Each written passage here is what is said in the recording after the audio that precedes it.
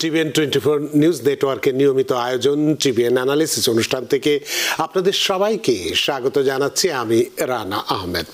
সুপ্রিয় দর্শক, আপনারা এই মুহূর্তে যারা ঘরে টেলিভিশন সেটের সামনে বসে এই অনুষ্ঠানটি দেখছেন কিংবা আরেকটু পরে টেলিভিশন সেটের সামনে বসে আপনাদের এই প্রিয় অনুষ্ঠানটি উপভোগ করবেন, কিংবা এই মুহূর্তে যারা ফেসবুক লাইভে ঢুকেছেন অথবা আরেকটু পরে ফেসবুক লাইভে ঢুকবেন, কিংবা আরও পরে সময় সুযোগ মতো যারা ইউটিউবে অনুষ্ঠানটি দেখবেন তাদেরকেও আগাম স্বাগত জানিয়ে রাখি। সুপ্রিয় দর্শক, আজকে আমরা ইমিগ্রেশন নিয়ে কথা বলবো, কারণ ইমিগ্রেশন বিষয়টি এখন খুবই চর্চিত একটি বিষয়, ভীতিকর একটা বিষয়। এরকম একটা অবস্থার মধ্যে দিয়ে আমরা আলোচনা করব সেই 1940 সালের ঘটনা নিয়ে। সেখান থেকে কেন এই 2025 সালে এই আইনটি কার্যকর করার চেষ্টা করা হচ্ছে সেটি নিয়ে কথা বলবো। এলিয়েন রেজিস্ট্রেশন অ্যাক্ট, বিদেশিদের রেজিস্ট্রেশন বাধ্যতামূলক না করলে হতে পারে $5,000 জরিমানা বা 6 মাসের জেল। আজকের মূল আলোচনার বিষয় এটা। সুপ্রিয় দর্শক, এর বাইরেও আপনাদের ইমিগ্রেশন সংক্রান্ত নানান প্রশ্ন থাকাটাই স্বাভাবিক। সেই প্রশ্নগুলো করবার জন্য আমাদের টেলিভিশন স্ক্রিনে যে টেলিফোন নম্বরটি ভেসে উঠেছে, তারপরেও আমি বলে দিচ্ছি 646-307-9828 এই নম্বরে ফোন করতে পারেন, কিংবা যাদের ফোন করতে একান্তই অসুবিধা হয় তারা ফেসবুকেও প্রশ্ন রাখতে পারেন। আমরা সবগুলো প্রশ্নের উত্তর দেওয়ার চেষ্টা করব এবং ইত্যকার এই সমস্ত বিষয়ে আলোচনা করবার জন্য আমাদের স্টুডিওতে উপস্থিত হয়েছেন আমাদের সকলের প্রিয়জন, অতি প্রিয় মুখ, প্রিয় attorney, jurist doctor, attorney at law, Mir M Mizanur Rahman. Mir M Mizanur Rahman, আপনাকে স্বাগত। আপনাকেও ধন্যবাদ, শুভেচ্ছা রইল। আপনাকেও অসংখ্য ধন্যবাদ। আমরা আজকের এই অনুষ্ঠানে আলোচনা করব এলিয়েন রেজিস্ট্রেশন অ্যাক্ট। 1940 সালের, অর্থাৎ দ্বিতীয় বিশ্বযুদ্ধ যখন শুরু হয়ে গেছে, শুরু হওয়ার পরপরই সেই অ্যাক্টের আওতায় বিদেশি রেজিস্ট্রেশন বাধ্যতামূলক করার জন্যে আমরা দেখলাম এই 2025 সালের 20 জানুয়ারিতে প্রেসিডেন্ট ট্রাম্প যেদিন ক্ষমতা গ্রহণ করেন সেদিনই একটি এক্সিকিউটিভ অর্ডারে স্বাক্ষর করেন যে এই বিদেশিদের জন্য এটি বাধ্যতামূলক রেজিস্ট্রেশনটা, এবং যদি না করা হয় তাহলে দেখা গেল $5,000 জরিমানা বা 6 মাসের জেল ইত্যাদি ইত্যাদি নানান কিছু এখানে আছে। এবং সেক্ষেত্রে আপনাকে প্রশ্ন করব যে এলিয়েন রেজিস্ট্রেশন এই অ্যাক্টটা আসলে কি, একটু ব্যাখ্যা করা দরকার আছে। এটি কেন করা হয়েছিল? 1940 সালের অ্যাক্ট প্রায় 100 বছর পরে এসে এই বিদেশিদের ক্ষেত্রে কেন প্রয়োগ করা হচ্ছে, আইনটির মূল দিকগুলো কি কি, বা রেজিস্ট্রেশন না করলে পরিণতি কি হতে পারে, ইত্যাদি ইত্যাদি বিষয়গুলো আপনার কাছে জানতে চাই। Attorney Mir M Mizanur Rahman. আজকে আমি শ্রদ্ধা ভরে স্মরণ করছি বাংলাদেশ কনসুলেটের তৎকালীন কনসাল জেনারেল শ্রদ্ধ রফিক সাহেব, অ্যাকচুয়াল পুরো নামটা আমার মনে নেই, রফিকুল ইসলাম নাম, আমি আর কি ভুল করতে চাচ্ছি না। তো রফিক সাহেব, তো কেন বললাম যে এটা এই প্রথম না। হ্যাঁ, 2001 সালে যখন ওই যে 9/11 যখন হলো, তারপরে পরপরই এরকমের বহু মানুষকে নিয়ে রেজিস্ট্রেশন প্রোগ্রামে। কিন্তু এটা আপনি যেটা বললেন ঠিক আছে, কিন্তু 1960 সালে, এটা 1940 সালের ঘটনা শুরুটা, কিন্তু 60 সালে তো এটা প্রায় অকার্যকর অবস্থায় রাখা হয়েছিল। আবার যেটা আপনি বললেন 9/11, ইভেন এই প্রোগ্রামের আগে এইটা নিয়ে, এই প্রোগ্রাম না, এবার আসার আগে তেমন কোনো কথাবার্তাই এটা হয়নি। আচ্ছা, আমি শুধু বলতে চাচ্ছি যে ওই সময়ও এই আমাদের সাম্প্রতিক সময়ে বাঙালি কমিউনিটির জন্য সুবিধা হবে যে তারা যদি ওইটা একটু মনে করেন, এই জাতীয় একটা ব্যাপার যে আবার আসছে, আমাকে যদি একটু 1 মিনিট এখানে সময় দেন, তো তখন এটা করা হয়েছিল। এবং সেটা শুধুমাত্র মুসলমান কান্ট্রির, আর শুধু নর্থ কোরিয়া এই ধরনের, কিন্তু মেইনলি মুসলমান কান্ট্রি। তো সেখানে কেন ওই সম্মানিত কনসাল জেনারেলের কথা বললাম, তখন বাঙালি কমিউনিটির জন্য এই কনসুলেট থেকে, তারপরে এমবিসি থেকে, তখন হুমায়ুন কবির সাহেব ছিলেন, হ্যাঁ, ওনারা বিভিন্ন জায়গায়, আর বিশেষ করে কনসুলেট অফিসে বাঙালি কমিউনিটির ভাই বোনদের জন্য ফ্রি সার্ভিসের ব্যবস্থা করেছিলেন, মানে কনসালটেশন এটসেট্রা। তো সেইখানে আমি ছিলাম, আরও তখন অত অ্যাটর্নি ছিলেন না, তো 2জন ছিলাম, তো আমরা সার্ভিস দিয়েছি। তো এরকমের নিকট অতীতে এরকম একটা ঘটনা আছে। হ্যাঁ, 2002 সাল থেকে এটা শুরু হলো। তো আপনারা যদি ওইটা আমি স্মরণ করলাম এই জন্য, ওই জাতীয় একটা ব্যাপার, কারণ ওনারা তো এখনো আশেপাশে আছেন, ওনাদের হয়তো স্মরণ হবে যে কি জাতীয় ব্যাপার এটা, একটা কাইন্ড অফ একটা মানে সামঞ্জস্য খোঁজার চেষ্টা করছি। আচ্ছা, তো হ্যাঁ, এটা এই আইনটা আছে 40 সাল থেকে, এবং এটার ব্যাপারটা হচ্ছে যে যা মানে প্রতি নন সিটিজেন যিনি আছেন তারা বেসিক্যালি গভর্নমেন্ট জানতে চায় যে আপনারা কোথায় আছেন। তো যদি এর মধ্যে এক্সেপশন আছে, আপনার যদি ভিসা থাকে, আপনি B2 ভিসাতে আসছেন, আপনি অলরেডি মানে অ্যাডমিটেড হয়ে এখানে আছেন, আপনার I-94 কার্ড আছে, হ্যাঁ, বা এখন ওইটা অনলাইনে বের করা যায়, তারপর আপনি গ্রিন কার্ডের অ্যাপ্লাই করেছেন, কি F1 স্ট্যাটাস আছে, কি H1 আছে, হ্যাঁ, আপনি আপনার গ্রিন কার্ড আছে, এই জাতীয় একটা বড় গ্রুপ আছে, তারা অলরেডি তাদেরকে ধরে নেওয়া হবে, তারা রেজিস্টার্ড, তাদের আলাদাভাবে যেতে হবে না। এটা 2002-তে ছিল না। আচ্ছা, তারপরে হ্যাঁ, কিন্তু একটা বড় গ্রুপ যারা ইলিগালি ভিতরে এসছেন, যারা ওই বর্ডারে ধরা পড়েননি, বর্ডার বলতে মানে মোট কথা ইন্সপেক্টেড হয়ে আসেননি, পেরোল্ড ইন হয়ে আসেননি, অ্যাডমিটেড হয়ে আসেননি, হ্যাঁ, যারা উইদাউট ইন্সপেকশনে আসছেন, তাদেরকে এখন রেজিস্ট্রেশন করতে বলা হচ্ছে।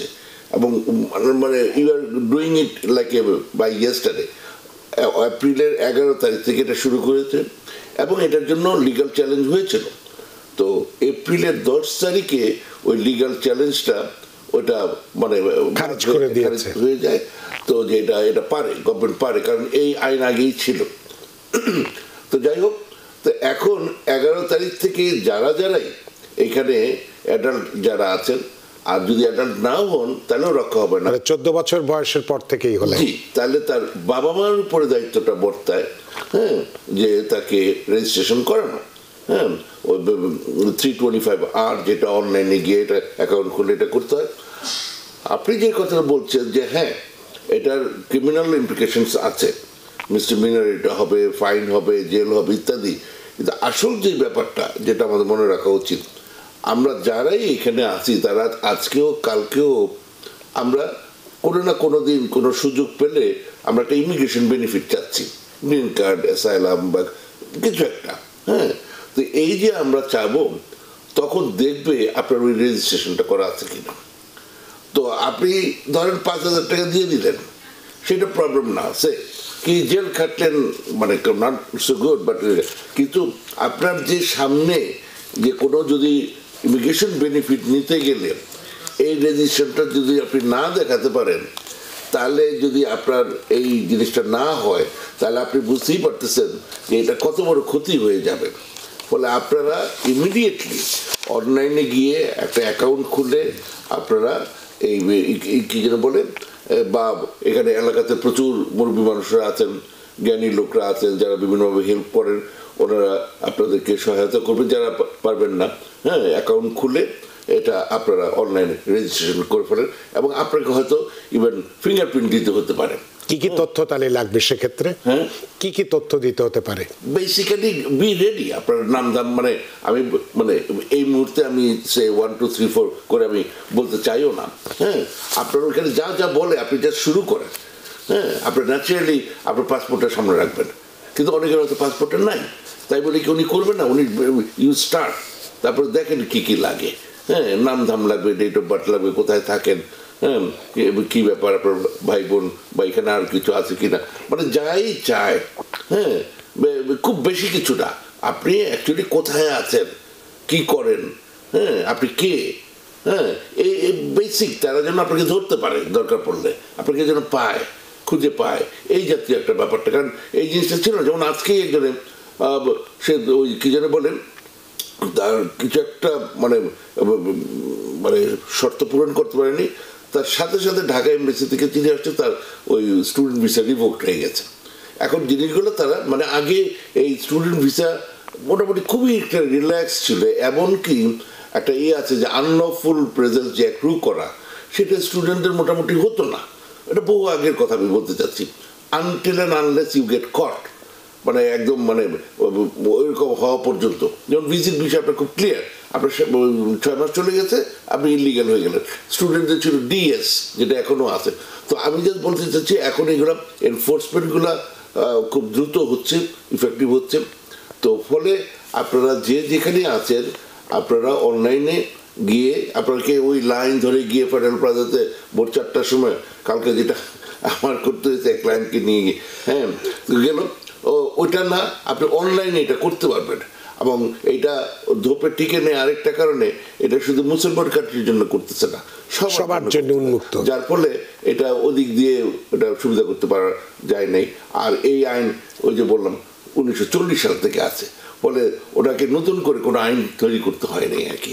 কিন্তু তারপরে তো তাকে এক্সিকিউটিভ অর্ডার স্বাক্ষর করতে হয়েছে, ওগুলো তো এক্সিকিউশনটা, সেজন্য আইন আছে, আইন তারপরে যে যেটা হয় যে একটা বিল পাস করে আসলে তারপরে হলো, তারপর প্রেসিডেন্ট মানে এটাকে আরো রিফাইন করে বিভিন্নভাবে এটা করেছে, কিন্তু কথাটা হচ্ছে এই আইনের এই ব্যাকিং আছে অলরেডি।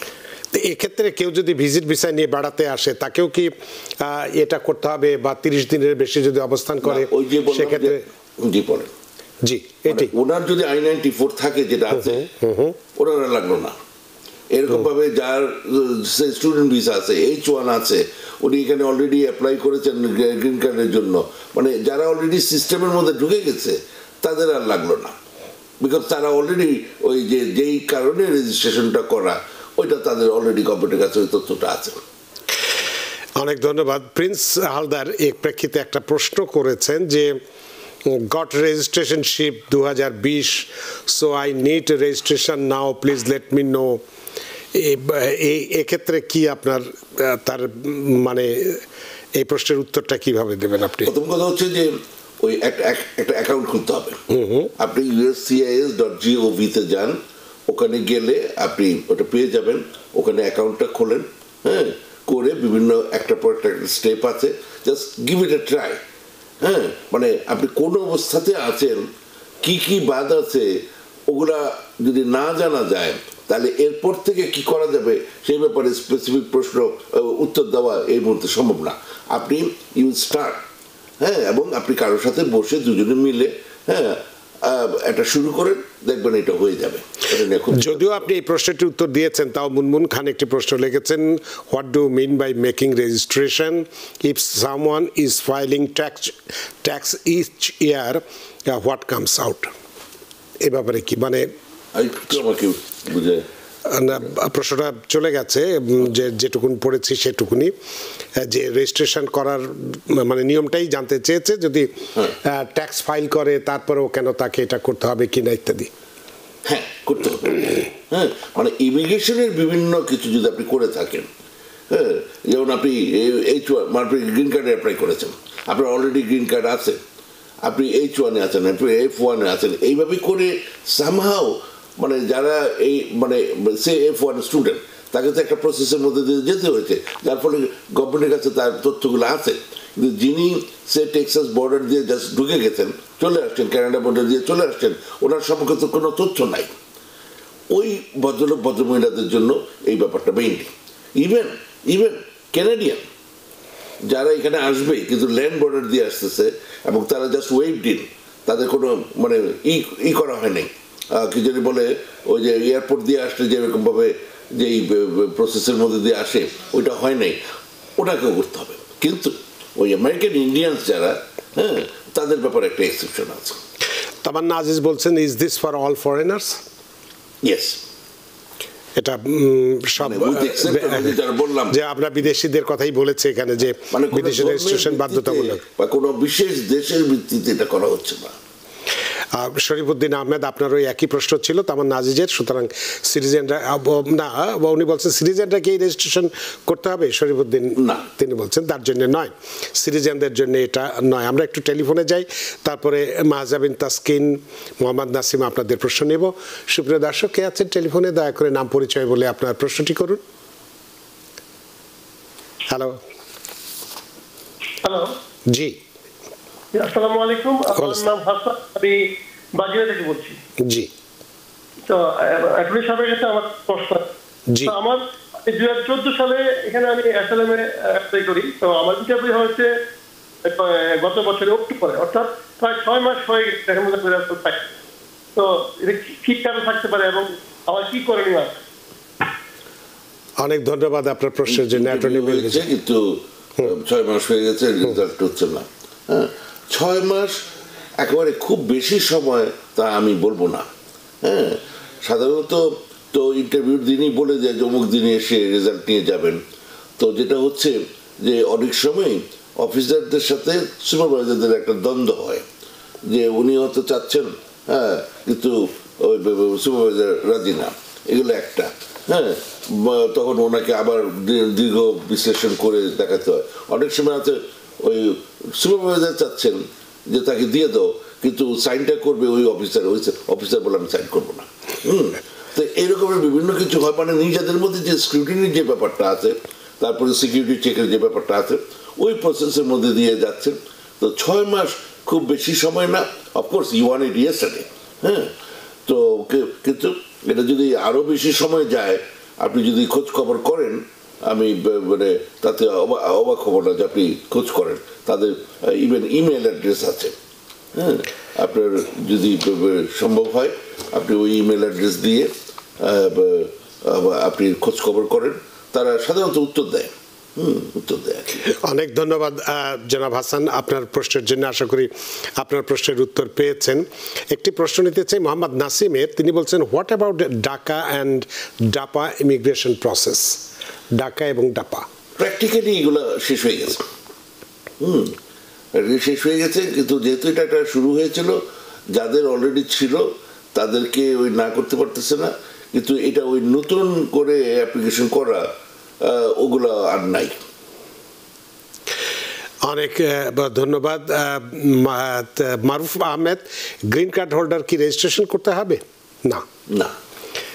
মারুফ আহমেদ, আপনি একাই বারবারই একই প্রশ্ন করার কারণে যাদের প্রশ্নের উত্তর দিতে চেয়েছিলাম সেগুলো চলে গেল। আপনার একবার দিলেই আমরা আপনার প্রশ্নটি নিশ্চয়ই বলতে পারতাম। তো গ্রিন কার্ড হোল্ডারদের রেজিস্ট্রেশন করতে হবে না। তো আমরা একটু টেলিফোনে যাই। সুপ্রিয় দর্শক, কে আছেন টেলিফোনে? দয়া করে নাম পরিচয় বলে আপনার প্রশ্নটি করুন। হ্যালো। হ্যালো, জি, আমি নিউ হার্টসেট থেকে রহমান বলছি। আমার একটা প্রশ্ন ছিল স্যার। আমার আম্মা এদেশে 8 বছর ধরে আছে। ওনার গ্রিন কার্ডের মেয়াদ শেষ হবে 2028 সালে। এখন কি উনি সিটিজেনশিপ পরীক্ষার জন্য অ্যাপ্লাই করতে পারবে, নাকি এখন সিটিজেনশিপ পরীক্ষা আপাতত বন্ধ আছে? 2018 সাল থেকে আছেন উনি? না, উনি এই বছরের 8 বছর ধরে আছেন। 2028 সালে ওনার গ্রিন কার্ডের মেয়াদ শেষ। মানে এখানে আছেন কতদিন ধরে? 8 বছর ধরে। হ্যাঁ, সেটাই বলছি যে তার মানে 8 বছর ধরে আছে। এখন কি সিটিজেনশিপ পরীক্ষার জন্য আবেদন করবে কিনা, এটাই তো প্রশ্ন? জি জি, অনেক ধন্যবাদ। 8 বছর ধরে এখানে আছেন, একটা বিষয় হচ্ছে যে উনি ফিজিক্যালি এখানে কতদিন ধরে আছেন। অনেক মা বাবারাই মানে প্রায় একদম শেষ মুহূর্তে এসে কতদিন ধরে মানে আছেন, কিন্তু ম্যাক্সিমাম সময় দেশে কাটান। তো ওইখানে ওই জিনিসগুলো একটু দেখতে হবে, কারণ ওইটা করতে গিয়ে উনি আবার উল্টো বিপদে পড়ুক, এটা আমি চাই না। কিন্তু যদি উনি অর্ধেক সময়, 5 বছরের অর্ধেক সময় যদি উনি এখানে ফিজিক্যালি থাকেন, কোনো বাড়ি একবারে 6 মাসের বেশি বাইরে না থাকেন, হ্যাঁ, এবং যদি ওনার সম্ভব হয় একটু পড়াশোনা করে এগুলো করে এটা আগামীকালই ফাইল করে দেওয়া উচিত। আমি জানি না আপনাকে কে বলেছেন যে এখন সিটিজেনশিপ এগুলো সব বন্ধ আছে? সব ঠিক মতোই চলছে। হ্যাঁ, কোনো কিছুই বন্ধ নাই। ইমিডিয়েটলি ওনাকে ফাইল করে দিতে বলেন। দ্য ফ্যাক্ট দ্যাট ওনার 28 সালে ওই কার্ডটা, ওইটা ওনার কার্ডের মেয়াদ শেষ হবে, কিন্তু পার্মানেন্ট রেসিডেন্স ওটা শেষ হবে না, ওইটা ওনার পার্মানেন্টই আছে। এই হলো কথা। অনেক ধন্যবাদ প্রিয় দর্শক আপনার প্রশ্নের জন্য। রিপন চন্দ্র ধর, তিনি বলছেন, আমি অ্যাসাইলাম করেছি 2022 সালে। আপনার প্রশ্নটি চলে গেছে, আবার একটু যদি সম্ভব হয় আপনি প্রশ্নটি করতে পারেন। Shuvo Hossain, asylum case pending at New York immigration court. বারবারই সবাই প্রশ্ন করার কারণে চলে যাচ্ছে। আপনাদের প্রশ্নগুলো আবার যদি করেন তাহলে করতে পারবো। আমরা একটু বিরতিতে যাব, বিরতির পর এসে আপনাদের আজিজ মাহমুদ একাই অনেকগুলো প্রশ্ন করেছেন, দয়া করে একটা প্রশ্ন একবারই করুন, আমরা নিশ্চয়ই আপনার প্রশ্নের উত্তর দেব। তবে আপনাদের প্রশ্নের উত্তর দেবো, একটু বিরতি নিতে চাই, বিরতির পর এসে সুপ্রিয় দর্শক নিচ্ছে একটি ছোট্ট বিরতি, সে পর্যন্ত আমাদের সাথেই থাকুন। সুপ্রিয় দর্শক, বিরতির পর ফিরে এলাম আপনাদের প্রিয় অনুষ্ঠান টিবিএন অ্যানালিসিসে। আজকের অতিথি jurist doctor Mir M Mizanur Rahman, attorney Mir Mizanur Rahman, আপনাকে আবারও ধন্যবাদ। এবং আপনাদের সাথে রয়েছে আমি রানা আহমেদ। আমরা বিরতির আগে বলেছিলাম অনেকেই টেলিফোনে আছেন, একটু ফোনটা নিয়ে নিতে চাই। সুপ্রিয় দর্শক, কে আছেন টেলিফোনে? দয়া করে নাম পরিচয় বলে আপনার প্রশ্নটি করুন। হ্যালো, জি, আমি তাই ব্যাপার বলছিলাম আপনার থেকে কুইন্স থেকে। আমার একটা প্রশ্ন ছিল, জি, সেটা হচ্ছে যে আপনার গ্রিন কার্ড হোল্ডার হলো কি আপনার যে নন সিটিজেন যে রেজিস্ট্রেশন আছে এটা কি করতে হবে কিনা? এই প্রশ্নের উত্তর আমরা দিয়েছি, তারপরেও অ্যাটর্নি মীর মিজান আমার সালাম গ্রহণ করুন। না, করতে হবে না। সৈয়দ রহমান, আপনি নিশ্চয়ই আপনার উত্তর পেয়েছেন, আপনার এটার জন্য রেজিস্ট্রেশনের প্রয়োজন নেই। সুপ্রিয় দর্শক, কে আছেন টেলিফোনে? দয়া করে নাম পরিচয় বলে আপনার প্রশ্নটি করুন। হ্যালো, আসসালামু আলাইকুম। ওয়াসলাম। জি, আমি মোহাম্মদ সুলেমান বলছিলাম, আমি ভার্জিনিয়া থেকে বলছি। জি, সুলাইমান সাহেব বলুন। যে আমি আমার ওয়াইফের জন্য অ্যাপ্লাই করেছিলাম, তো আমি ইউএস সিটিজেন। তো নেক্সট মান্থ আমার ওয়াইফের ইন্টারভিউ আছে। তো ইন্টারভিউতে আমি না DS-260 যখন ফিল আপ করছিলাম, তো আমরা এখানে মাসটা আগে লিখি, তো বাংলাদেশের ফর্মে ছিল ওইটা ডেট। তো ওইখানে আমি ডেটের জায়গায় মান্থ দিয়ে দিছি, আর মান্থের জায়গায় ডেট। তো ইয়ারটা ঠিক আছে। তো ওই DS-260-তে যেহেতু আমার ডেট অফ বার্থটা একটু প্রবলেম আছে, এটা আমি এখন আর ফিক্স করতে পারছি না। তো এখন আমার করণীয়টা কি, আর এটা কি করলে ঠিক করা যাবে? না ও কি ইন্টারভিউতে গিয়ে বলবে যে এই প্রবলেমটা আছে, আপনি কিছু ঠিক করে দেন? আপনি নিজের থেকেই যেটা বলেছেন ওইটাই রাইট। বেগম সাহেবকে বলবেন, গিয়েই প্রথমে তাদেরকে একটা সামহাও একটা ইঙ্গিত দিতে যে ওনার কিছু কথা বলার আছে, যেখানে একটা কারেকশনের ব্যাপার আছে। এবং এটা যেহেতু বাংলাদেশে ওই রকমের হয়, ইভেন এইখানেও আপনি যদি দেখেন যে আপনি ওই I-94-এ যে ফর্মটা ফিল আউট করে, ওইখানেও বলে ও মানে আছে যে আগে ডেট আগে মান্থ, এই ধরনের একটা ব্যাপার আছে। তো ওনারা এটা বুঝবেন, ওনারা এটা কারেক্ট করে নেবেন। অনেক ধন্যবাদ প্রিয় দর্শক সুলেমান আপনার প্রশ্নের জন্য। আশা করি প্রশ্নের উত্তর দিয়েছেন, এবং নেক্সট মান্থেই যেহেতু আপনার ওয়াইফের ইন্টারভিউ শুরু হওয়ার আগেই যেন অফিসারকে এই বিষয়টি তুলে ধরেন, তাহলে সমস্যার সমাধান হয়ে যাবে। আজিজ মাহমুদ, অনেকবার আপনি প্রশ্ন করার চেষ্টা করছেন, আমি বলছি আপনার প্রশ্নটি। আমি 2 বছরের ওয়ার্ক পারমিট পেয়েছিলাম, তবে 2 মাসের মেয়াদ এখনও আছে। তবে আমি অ্যাপ্লাই করেছি, রিসিভ লেটার পেয়েছি, তবে আর কোনো আপডেট নেই। কারণটা কি প্লিজ জানতে চাই, কবে আসবে, আমার এটা কবে আসতে পারে? আমি জানি না যে আপনার কতদিন হলো অ্যাপ্লাইটা করেছেন। হ্যাঁ, কিন্তু মানে যদি ওই যে 2 মাস কথাটা, 2 মাস এখনো মেয়াদ আছে। হ্যাঁ, এটা এমন কোনো বেশি সময় না যেটার জন্য আপনার রিসিভ লেটার পেয়েছে, খুব দুশ্চিন্তার কোনো কারণ আছে আর কি। আপনি ইচ্ছা করলে 100 দিন আগে অ্যাপ্লাই করে দিতে পারতেন, 3 মাসও না, তারও বেশি সময় আগে। কিন্তু আপনি করেছেন, রিসিপ্ট নোটিশটা আছে, আপনি ভালো আছেন, কোনো চিন্তা করবেন না। অনেক ধন্যবাদ আজিজ আহমেদ আপনার প্রশ্নের জন্য। কামরান হাসাইন, তিনি বলছেন, আমি 6 মাস আগে অ্যাসাইলাম উইন করেছি, আমি কি এখন গ্রিন কার্ড অ্যাপ্লাই করতে পারবো?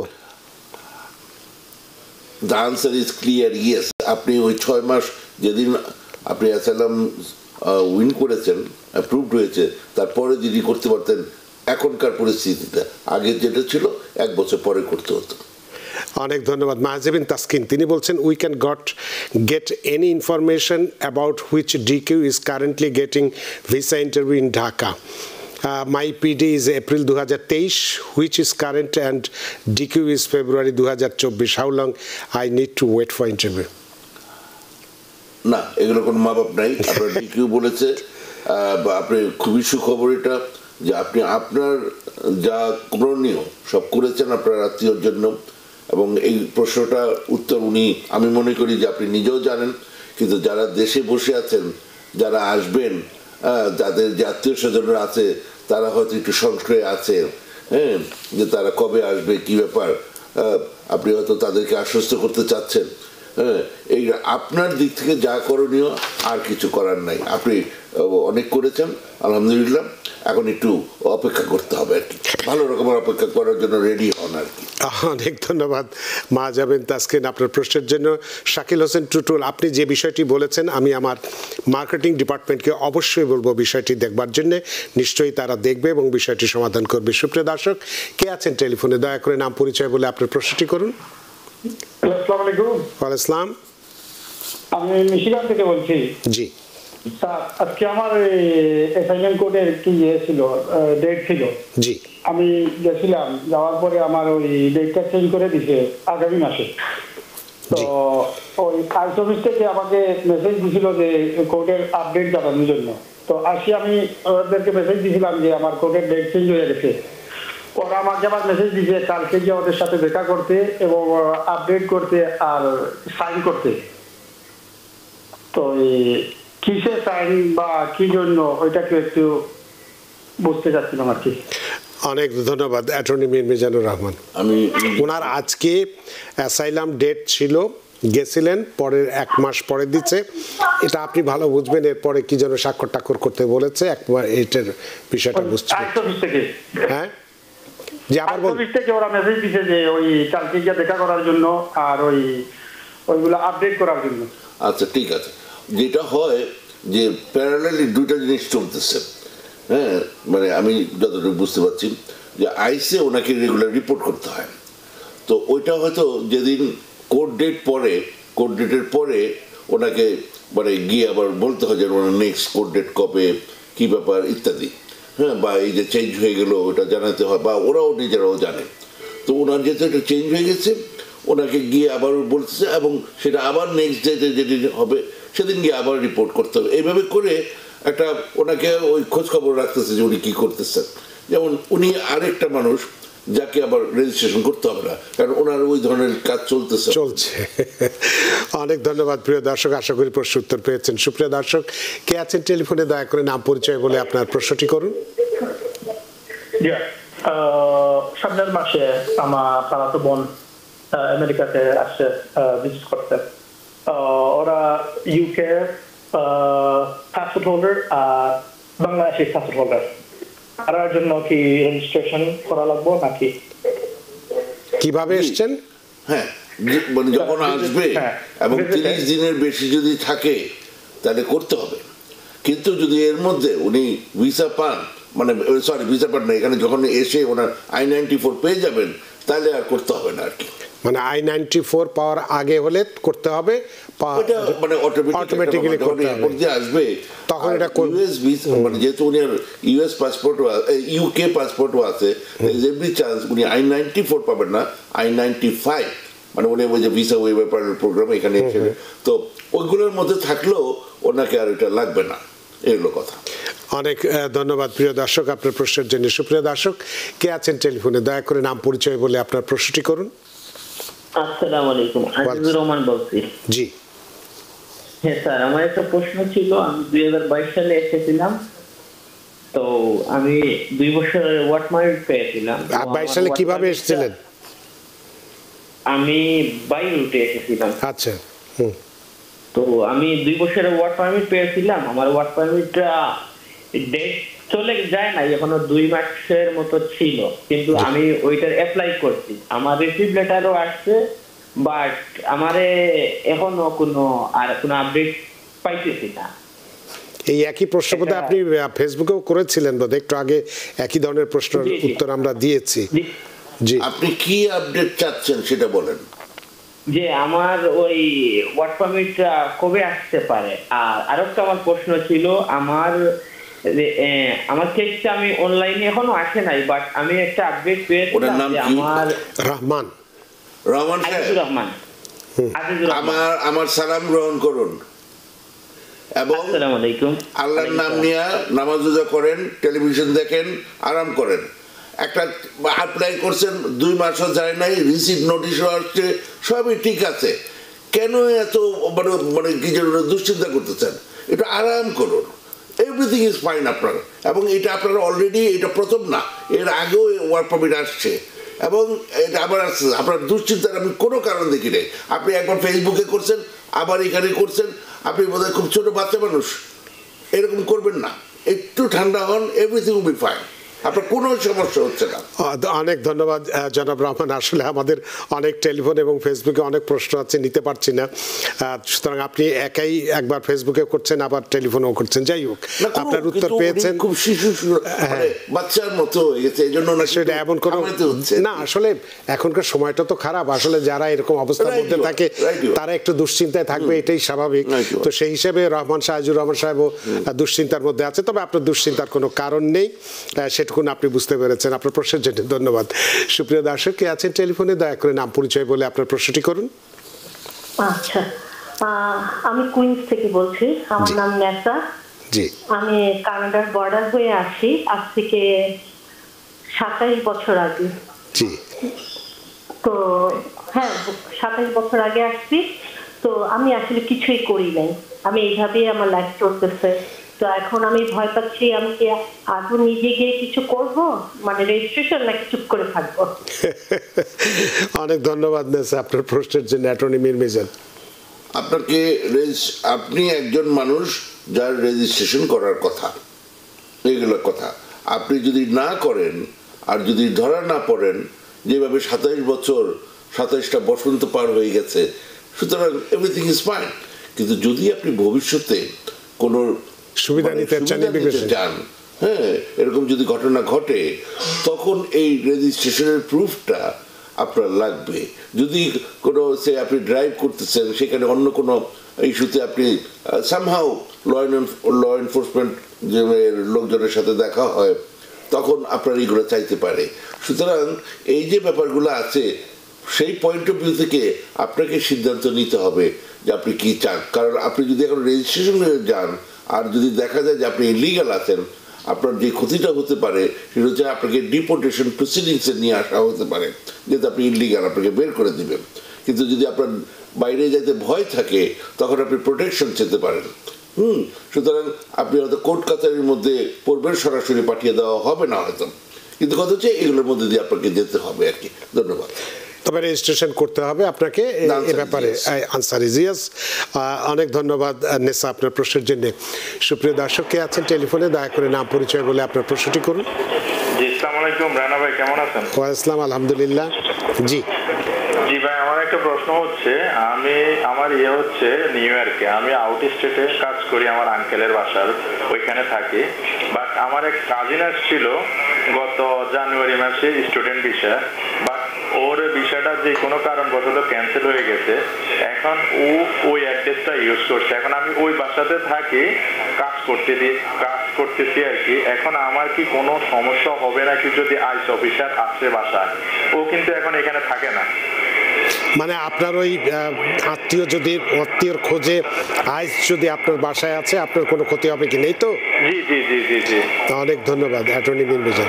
প্রথম কথা হচ্ছে যে ওনাকে খুঁজতে এসে যদি দেখা যায় আপনার সাথে কথা বলতে গিয়ে যে আপনার নিজের কিছু সমস্যা আছে, তখন ন্যাচারালি যেটা আপনি নিজেই ভাবছেন সেটা হবে। বিকজ আপনি যেটা নিজেই বললেন আর কি, যে আপনার যদি সমস্যা থাকে এবং আপনাকে যদি পাওয়া যায়, যদিও আসতেছে আপনার ওই আত্মীয়র জন্য, কিন্তু আপনার সাথে তারা আরো কথা বলতে চাবে।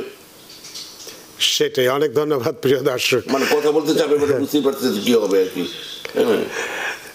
অনেক ধন্যবাদ আপনার প্রশ্নের জন্য। সুপ্রিয় দর্শক, কে আছেন টেলিফোনে, দয়া করে নাম পরিচয় বলে আপনার প্রশ্নটি করুন। আমার নাম মোহাম্মদ তাসকির, আমি নিউ ইয়র্ক থেকে বলছি। জি, আমি আর আমার ওয়াইফ এসএলএম করছিলাম। এসএলএম করার পরে আমার মেয়ের 23 বছর হয়ে গেছিল। 23 বছর হওয়ার পরে ওই এসএলএমটা ক্যান্সেল করলাম, গ্রিন কার্ডের জন্য অ্যাপ্লাই। আমার ওয়াইফের গ্রিন কার্ডটা হচ্ছে আমারটা। আপনার কথা আমরা শুনতে পাচ্ছি না মাঝে মাঝে। আমার এসএলএম ক্যান্সেল করছি, আমার মেয়ের 23 বছর হয়েছে। 23 বছর হওয়ার পরে গ্রিন কার্ডের জন্য অ্যাপ্লাই করতে, আমার ওয়াইফের গ্রিন কার্ডটা এই জন্য কি করতে পারি? আপনি বুঝতে পেরেছেন? মাঝে মাঝে আমরা শুনতে পাইনি। সেটাই বললাম যে লাস্টের দিকে গিয়ে আর আমি কিছু মানে অ্যাসাইলাম করেছিলেন, ওয়াইফের গ্রিন কার্ড পেয়েছেন, মেয়ের 23 বছর বয়স হয়ে গেছে, হ্যাঁ, তো মেয়ের জন্য গ্রিন কার্ডের জন্য আবেদন করেছে, ওয়াইফেরটা পেয়েছে, এটুকু শুনতে পাইছি। মানে মেয়ের কি এখানে জন্ম? আমারটা হয় নাই, আমারটা এখনো হয়নি। ওনারটা এখনো হয়নি। আপনার মেয়ে কি এখানে জন্ম? হ্যাঁ, এখানে জন্ম। আচ্ছা, দুজনের জন্যই অ্যাপ্লাই করেছেন? জি। আচ্ছা, এখানে বুঝতে হবে যেটা খুব সুন্দর তাই করেছেন, সেটা হচ্ছে ইমিডিয়েট রিলেটিভ কেসে কোনো ডেরিভেটিভ নাই। আপনাদের দুজনের জন্য আলাদা অ্যাপ্লাই করেছেন না একটাই অ্যাপ্লিকেশন করেছেন? না, লাইনে নেই এখন। এখানে আমি এটা ধরে একটু বলি, কারণ মানে ভয়ঙ্কর রকমের কিছু অভিজ্ঞতা আমার আছে। হ্যাঁ, মানে উনি পিটিশন করবেন, তার ভিত্তিতে আপনারা অ্যাডজাস্টমেন্ট অফ স্ট্যাটাস করবেন, সো ওটা ঠিক আছে, যেমন করে মার জন্য হয়েছে। কিন্তু ওই মার জন্য যে পিটিশন করেছেন ওটার মধ্যে আপনি ডেরিভেটিভ যদি থাকেন তাহলে বিরাট ভুল হয়ে গেছে। আর যদি এমন হয় যে ওটা হয়ে গেছে, আপনারটাও আলাদা করে হয়েছে, আর একটু দেখতেছে, কারণ মার ব্যাপারটা সহজ, বাবারটা হলে আবার বাবার সাথে মার বিয়ে ইত্যাদি বিভিন্ন কিছু আছে, হয়তো আর একটু সময় লাগতেছে। কিন্তু যদি উনি আলাদাভাবে আপনার জন্য পিটিশন করে থাকেন, হ্যাঁ, আমি আপনার যদি কোনো মানে আদার কোনো ল অ্যান্ড অর্ডার সিচুয়েশন বা এই ধরনের কিছু না থাকে, হয়তো সময় লাগতেছে, কিন্তু ভয় পাওয়ার কিছু আমি দেখি না আর কি। ধন্যবাদ, অনেক ধন্যবাদ। জাস্ট একটি তানিয়া রহমানের একটি প্রশ্ন নিতে যে ছোট্ট, নেক্সট মান্থে আমার সিটিজেনশিপের জন্য এক্সাম, কোনো নতুন পরিবর্তন কি আছে? না, কোনো পরিবর্তন নেই, সুতরাং যেটা ছিল ওইটাতেই আছে। মোহাম্মদ হামজা, আপনি যে প্রশ্নটি করেছেন, এখন আর কতদিন লাগতে পারে, এই কতদিন লাগতে পারে এই বিষয়টি আমাদের পক্ষে বলা আসলে খুবই কষ্টকর ব্যাপার। বায়বীয়ভাবে আমরা একটি বলে দিলাম 10 দিন লাগবে, 1 মাস লাগবে, আপনি পেলেন না, তখন তো আপনি নিশ্চয়ই আমাদের উপরে একটু হলেও মন খারাপ করবেন। সে কারণে আপনার এই যে আপনার ওয়ার্ক পারমিটের জন্য দরখাস্ত করেছেন, 20 দিন হয়ে গেছে অ্যাপয়েন্টমেন্ট, একটু অপেক্ষা করুন, নিশ্চয়ই পেয়ে যাবেন। অ্যাটর্নি মীর মিজানুর রহমান, আমাদের হাতে সময় নেই, সময়ের দরিদ্রে আমরা বাধার সময়ের সীমানা টপকানো কঠিন, তাই অনুষ্ঠান শেষ করতে হচ্ছে। আপনিও ব্যস্ত মানুষ, ব্যস্ততা উপেক্ষা করে আমাদের স্টুডিওতে উপস্থিত হয়েছেন এবং খুব গুরুত্বপূর্ণ একটি বিষয় নিয়ে আজকে আলোচনা করেছেন। দর্শকদের প্রচুর প্রশ্নের উত্তর দিয়েছেন, সত্যি আমরা ঋদ্ধ, আমরা প্রাণিত। আমি দর্শকদের কাছে কৃতজ্ঞ যে ওনারা মানে সময় নিয়ে, আশা নিয়ে, TVN 24 কর্তৃপক্ষের উপরে ডিপেন্ড করে, হ্যাঁ, তাদের প্রতি অনেক আশা নিয়ে, আমার প্রতি কিছুটা আশা নিয়ে এই জাতীয়গুলো প্রশ্ন করেছেন, এটার জন্য আমি কৃতজ্ঞ। আপনাকে আবারও ধন্যবাদ। সুপ্রিয় দর্শক, আজকে যে বিষয়টি নিয়ে আমরা কথা বলেছি, এলিয়েন রেজিস্ট্রেশন অ্যাক্ট, বিদেশিদের রেজিস্ট্রেশন বাধ্যতামূলক না করলে হতে পারে $5,000 জরিমানা বা 6 মাসের জেল। বিষয়টি নিশ্চয়ই আপনারা বুঝতে পেরেছেন এবং এর গুরুত্বটা কি সেটাও উপলব্ধি করতে পেরেছেন। আশা করি আজকের অনুষ্ঠান আপনাদের যথেষ্ট ভালো লেগেছে। সুপ্রিয় দর্শক, যে যেখানেই থাকুন, ভালো থাকুন, সুস্থ থাকুন, নিরাপদে থাকুন। TVN 24 নিউজ নেটওয়ার্কের সাথেই শুভরাত্রি। TVN 24 টেলিভিশন দেখতে আজই কল করুন 7187776556। লগ ইন করুন www.totalcablebd.com। নিউ ইয়র্ক থেকে সম্প্রচারিত TVN 24 টেলিভিশন বিশ্বজুড়ে বাঙালির কণ্ঠস্বর।